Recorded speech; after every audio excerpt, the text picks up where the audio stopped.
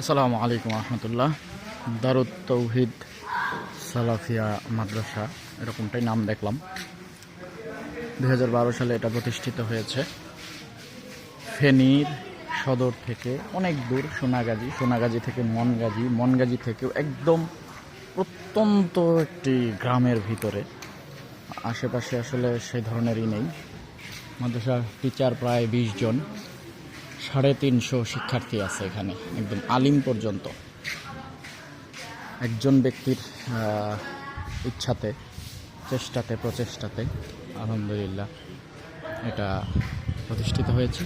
তিনি হানাফি ছিলেন, হানাফি থেকে তিনি আহলে হাদিস হয়ে একাই এই মাদ্রাসাটা প্রতিষ্ঠা করেছেন। আব্দুল হান্নান সাহেব এই যে বসে আছেন, মুরব্বী।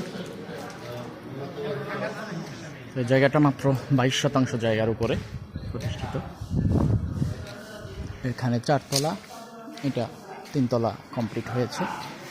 আমি অবহিত হলাম মাদ্রাসার গঠন। এখানে কম্পিউটার প্রশিক্ষণ ইনস্টিটিউট আছে, ল্যাব আছে, লাইব্রেরি আছে, অতিথিশালা আছে, হিফজখানা আছে, নাজেরা আছে, সব কিছু আলহামদুলিল্লাহ ছোট্ট জায়গার ভিতর পরিপাটি। মানে প্রত্যন্ত অঞ্চল বলতে আসলে কেমন, এটা পুরো জঙ্গল এরিয়া।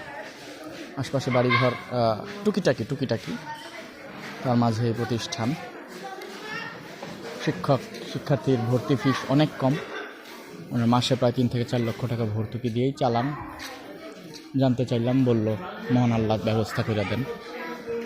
তো এইভাবেই প্রতিষ্ঠানগুলো গড়ে উঠেছে, অনেক ত্যাগ তিতিক্ষার মাধ্যমে, প্রচেষ্টার মাধ্যমে। আসলে মানুষ যদি ইচ্ছা করে, চেষ্টা করে যে না আমি কিছু একটা করতে চাই, মহান আল্লাহ তাতে অবশ্যই বরকত দিবেন।